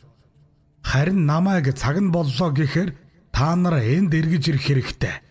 Тэр үед саяын чадаагүй үйлийг нэг мөр дуусгах болно. Гэж зундуй өвгнийг хэлвэл анхаа. Гэхдээ бөгж одоо ч түүний хуруунд байсаар байна шүү дээ. Энэ зүгээр гэж юу? Хэмээн асуув. Үүнд нь гомбоо зайран бөгжинд хорогдсон сүнс одоо хэдийн гадаад орон зайд тэнэвчлэх болсон. Тийм болохоор энэ бөгж одоохондоо ямар нэг аюулгүй. Гэхдээ мэдээж энэ бүхний эхлэл нь бөгж тул тэр заавал үүнийг авахар эргэж ярина. Тэр болтол энэ бөгж манад байна. Гэж хэлээд сүүлгмагийн хуруунаас бөгжийг салгаж аваад хураалаа. Учир явдал ийм болсон тул анхаач хэлсэн ёсоор эхнэрээ аваад өглөө буцахаар болов. Энэ шөнө гэрт элдв зүйл юу ч болсонгүй. Бүгд л гүн орондоо автан нам унтжээ. Хэн хэн нь ядарсан нь ойлгомжтой.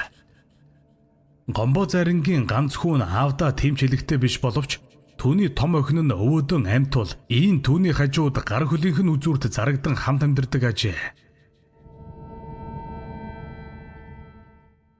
Өглөө болж хамгийн түрүүнд сүүлгмаа сэрв. Тэрээр гэрээсээ шал уур газар Монгол гэрт сэрж байгаадан ихэд гайхлаа. Хажууд нь хөрхрэн унтах нөхрөө хараад цааш харвал өөр хэд хэдэн хүн гэрт унтах харагдах авч хүн байхгүй байсанд ихэд сандран анхаг сэрээгээд асууж гарав. Энэ үйл явдлаас болж унтаж байсан хэд бүгд сэржээ. Анхаач болсон бүхнийг эхнээс нь дуустал ярихад сүүлгмаа нэг л итгэж өгөхгүй байх авч яалтчгүй сүүлийн хэдэн өдрийн үйл явдлыг дөрвтэй санаж чадахгүй байлаа. Гагцхүү баруун гарынх нь ядам хуруунд байсан бөгжнийх нь оронд нь гүн хар түлэгдсэн мэт сорив үлдсэн нь түүнийг итгэхэд хүргэн. Нэгэнт бүх явдлыг мэдсэн сүүлгмаач хэсэгтэн дуугаа хурааж зөвхөн хүү дээрээ л хурдхан очихыг хүсэж байлаа. Анхаа сүүлгмаа хоёр баярлаж талархснаа хэлээд буцах болоход зундуй өвгөн үлдэхээр болов. Угаасаа дуусаагүй үйл байгаа тул нөгөө хоёр ч ойлгож байв. Цаг хугацаа ч өдөр хоногоор урссаар сүнсхөө хүйлээс хойш овоохид хонсон байх бөгөөд анхаа энэ хугацаанд ажилласаа уртхан шиг амралт аван гэртээ эхнэр хүүтэйгэн цагийг өнгөрөөж байлаа. Эрдэм чадалтай өвгдийн хэлснээр нэрэл гэртэн дахиж элдв зүйл болсонгүй.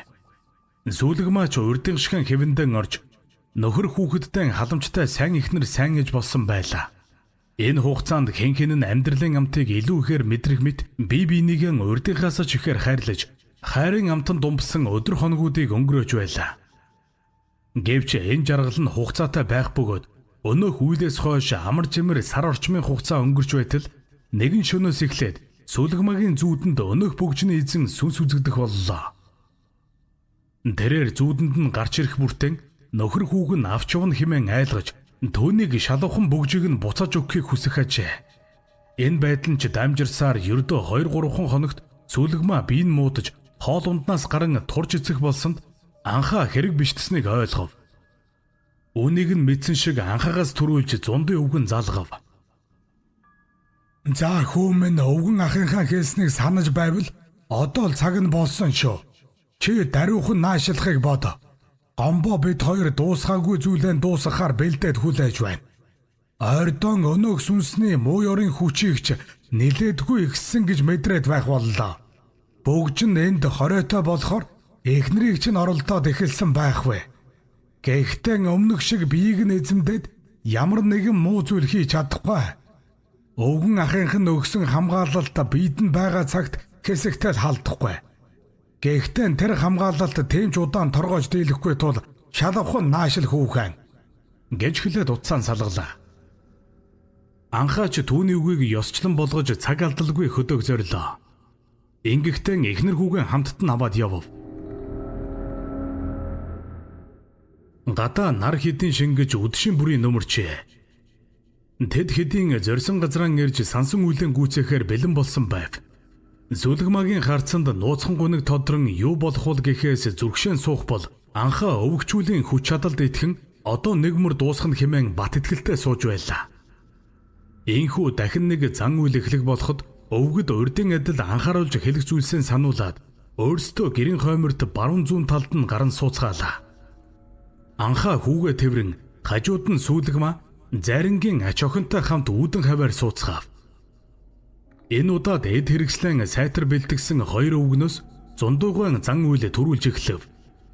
Тэрээр зүхтаж алдарсан сүнсийг түргхэн дуудаж үгүй хийх гээд чадахгүй байсан нь сүнс бүрэн мэдрэгдэхгүй өөр орон зайд тэнүүчлэн явж байсантай холбоотой байсан бол энэ удаад дуудаж чадах болсон шалтгаан нь тэрээр хангалттай хүчтэй болоод бөгжөө эргүүлэн авч сүүлгмааг үгүй хийх гэж оролдсон түүний зүүдэнд зочлох болсон нь номын хүчээр дуудагдан эрэх боломжийг нээсэн явдал байв.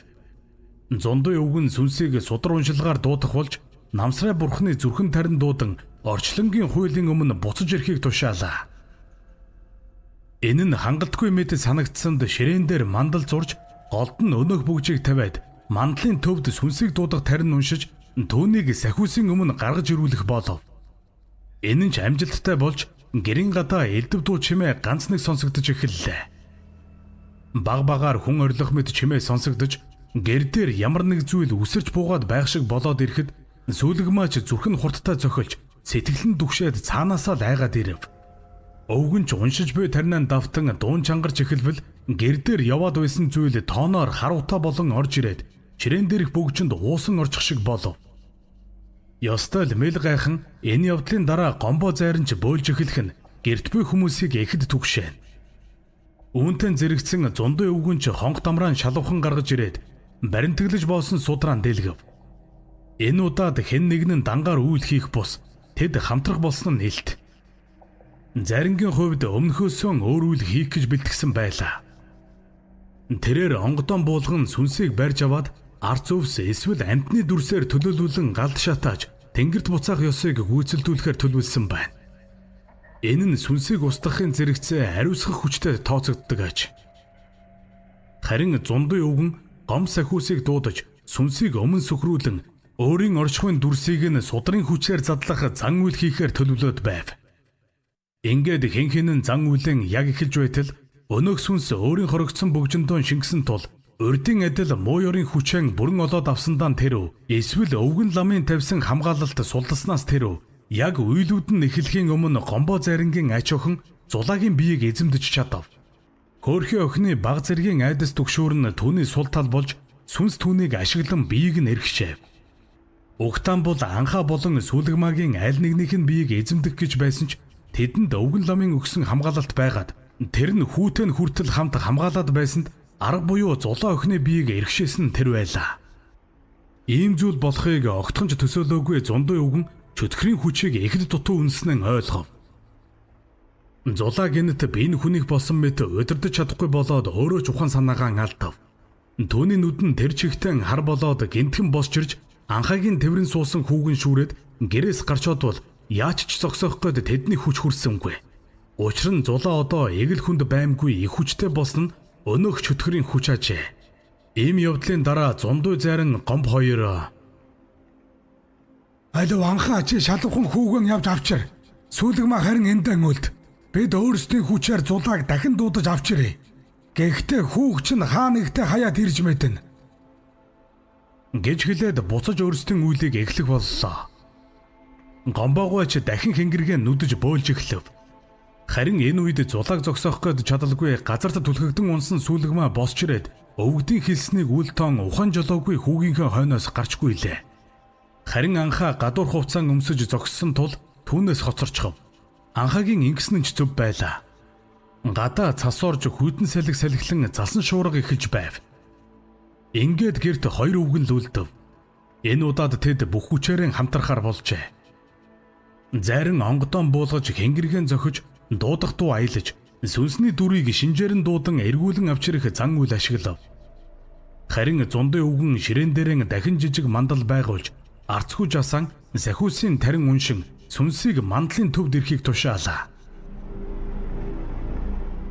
Гадаа цасан шуурга хүчтэйгээр нүр нүдгүй балбаж анхаа харанхуй шөнө утасны гэрлээр баримжаалан зулагийн үлдээсэн байж болох мөрийг цасанд дарагдан алга болохоос өмнө алдчихлахгүй даган гүйхтэн эхнэрийн дуудан орилох бол сүүлгмаа гэрээс гараад шуутхан л зулагийн гүйсэн зүг чиглэн явсан ч удалгүй төрж гэрээс нэлээд холдоод зүг чигэн алдан цасан дунд уйлсаар хүүгээ хаан гүйж байлаа. Зулагийн биеийг эзэмдсэн сүнс өлгийтэй бяцхан хүүг тэврэн хэсэг гүйж байгаад гэрийн хойд зүгт байх уулын бэлд ирээд зог тусан зогсов. Хоёр өвгөний дуудлага хүчтэй байсанд ийн зогсжээ. Ингээд яач ч эсэргүүцэх гээд чадахгүй байсанд үнэхээр л өвгөний хэлснээр харанхуй шөнө цасан шуурган дунд өлгийтэй бяцхан хүүг үлдээгээд буцаж гэрлүүгэн сорон зэмэд татагдан явах болсонд анхаач нэг юм гүйцэж ирж хөрүүгэн гараа сарвайсанд зулаагаас гарамгүй их хүчээр түүнийг түлхэж унгаад буцаад гүйчихэн тэр. Ямартайч тэрээр хүүгэн амьд мэд осогчхоогүй байгаа дээр нь олж аваад өөрийнхөө хүүртгэнд орон гэрлүү буцлаа. Харин хөөрхий сүглэгмаа хүүгээ хаан цасан дунд гүйсээр тамирын тасрав. Хэнгэргийн цохилт ба тарины үг давхцах мөчөд агаарт гинэт жавар татах мэт болж сүнсний оршихуй хязгаарлагдсан мэт болж зулаа охин гэрт орж ирээд ухаан алдвал сүнс ч одоо хаашаач зайлах аргагүйгээр өвгдөд баригдлаа. Ингээд гол зан үйл эхлэв. Зайран хоёр төмөр хутгаан газар зөрүүлэн тавьж замыг нь хаах ёсыг үйлдэн. Энэ нь сүнсийг дахин зүхтах замгүй болгож байгаа хэрэг ажээ. Лам цагаан будаагаар мандлын тойргийг бэхжүүлж дотор нь уншсан судрaan тавин сүнсийг дотоод хүрээнээс гарч үл чадах хүлээстэй мэт болгож хорилоо. Үүний дараа зайран утаа гаргах багцалсан зүйлсийг галд хийж арцгаанга хушны утааг өтгөнөөр гаргав. Энэ утаан дунд сүнсийг шахаж хүлээсийг чангалдаг гин. Харин өвгөн лам гомбо сахиусийн догшин дүрийг өрн төрөл арилгах тарин уншин. Энэ үед тэр тарины дууг хэнгэргийн цохилд дагаж улам хүчтэй боллоо. Зайран сэлбэн мэт урт төмөр гялбуулан хөндлөн гаргаж лам сахиусийн догшин үгсийг давхарлан унших мөчөд сүнсний хүч тасарч эхэлжээ. Гэрийн өн болон хан чичирхийлэн савчиж гадаа салхишуурга улам бүр ширүүсэн. Сүнс хашгирах мэт шуугаан гарч эхлээд тэр нь аажмаар алсармагц зайран хэнгэргийн гуравтай хүчтэй зохиж оршихуйг таслах дуудлага өглөө. Лам эцсийн удаа өөр төрөл шилжүүлэх судар уншиж будааг утаанд цаацна. Энэ нь сүнсийг дараагийн төрөл рүү чиглүүлэх замыг нээдэг ажээ. Галын дөөл тарин хэнгэрэг гурван хүч нэгэн зэрэг ориглох мөчөд сүнсний оршихуй замхарч орон зайд нам гүм тогтов. Ингээд гэрт бүхий л зүйл ердийн тайван болж өнөөх айхтар дуу намжсны дараа зайран өөрийн онгодон буцаан явуулж хэнгэргийн хураалаа. Өвгөн лам ариусгалын ус цацаж үлдсэн муу энергиэс бүхнийг цэвэрлэж хүмүүсийг хамгаалалтад авах болоход анхаач гаднаас хүүгэн тэрвэрсээр орж ирлээ. Ингээд сүнс дахин буцаж ирэхгүй холбоос бүрэн мөсөн таслагдсан байх ажээ. Бүх зүйл одоо л нэг юм дуусаж байгаа нь энэ аж. Энэ бүхний дараа зулаа охин нүдэ нээвэл анхаа зундын өвгөнд хүүгэн тэрврүүлээд өөрөө гэрээс гарч гүйх нь харагдав. Өвөө юу болсон бэ? Би үйл эхлэхээс хойших явдлыг санахгүй байна. Бас сүүлгмаа их чаччваа. Анхаах яагаад гараад гүйчихв? Гэх зэргээр ар араас нь асуултууд асуувал гомбо зайран эргэж ирээд ярья охин минь. Одоо дулаан хувцаан өмс. Анхаа ахтай чинь хамтаа эхнэрийг нь хайж олохгүй булгойргүй байна. Энэ цасан шуурганд нэмгэн нойтон хувцастай осгож үгчиж мэдэн. Зондуу чи наад хүүгэн сайтар хараад үлд. Гэж хэлээд мөн л гэрээс гарцгаав.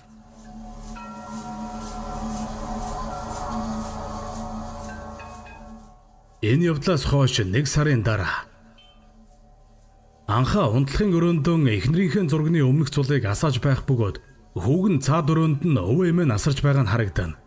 Хөөрхий бүсгүй цасан шуурганд хүүгэн хаан алгасаар төөрч яваад осгож амиа алдсан нь ойлгомжтой болов. Тэр шөнө яаж чайгаад олж чадалгүй маргааш нь өнгөрсөн байхыг нь олсон ажээ. Анхаа хүүгэн аав ээжтэй үлдээгээд өвгөн зундын гэрийн зүг хөдлөв. Сайн байна уу ах минь? Би хаатан дангүйцтэй. Талигачин хаан ажил явдлаас хойш ирэх гэж чадахгүй удчихлаа. Өршөөгөөрэй. Маргааш аав ээж бас тан дээр ирнэ гэсэн. Гэж хэлээд яриа эхлүүлэх анхаа хүүг харж суусан зундын өвгөн ихэд өрөвдөн суугаа нээлтэ. Хөөмэн, ахыгаан өршөөгөөрэй. Эхнэрийг чинь амьд гаргаж чадаагүйд харамсаад барахгүй юм. Гэхдээ төөрөгт буусан тавиланг өчүүхэн би өөрчилж чадахгүй нь ойлгомжтой байж. Гэж хэлээд уртаар санаа алдвал анхаач түүнд талархаж байгаагаа илэрхийлээд түүнийг байгаагүй бол нөхцөл байдал улам бүр дордох байсныг хэлв. Нөхөртөө туйлын хайртай байсан бүсгүй сүнс зүй бусаар бусдын гарт амиа алдсны дараа хамгийн хайртай байсан бөгжөндөө шингэж үлдээд энэ бүхэн өрнсөн болохыг мэргэлсэн гэдгээ зундын өвгөн анхаад хэлээд одоо энэ бүхэн эхнэртэй бөгж худалдаж авч өгсөн чиний буруу биш гэдгийг тайлбарлан ярилцаж суух бөгөөд гадаа ганц нэг цаас хайлан жавар тачигнана. Нэгэн бүсгүй нөхрөөсөө гоёмсог алтан бөгжийг сүүн бэлэг болгон аваад түүнийгэн ихэд нандинан хайрладаг байж. Хорин болох өдрөө хуруу даран хүлээсээр гарт нь гялтганах бөгжөөн хачин ихээр хайрлага тэрхүү бүсгүйг нэгэн өрөө ажиллаа тараад харж явахт нь хормын дон шүглсэн 3 сүг тааран хулгайлж хөөрхий бүсгүйг хээр аваачин хүчиндэж амийг нь таслаад хөрсөн цогцсыг нь жалганд булан буцахтан гарт нь гялтганах алтан бөгжийг суг татан аваад явсан тэр цагаас л бүсгүй сүнс бөгжөндөө хорогдож түүнийг нь зүүсэн хүн болгоны аминд хүрч явсаар эцэст нь эрдэм чадaltaй өвгдийн хүчээр амарлсан нь энэ буйзаа.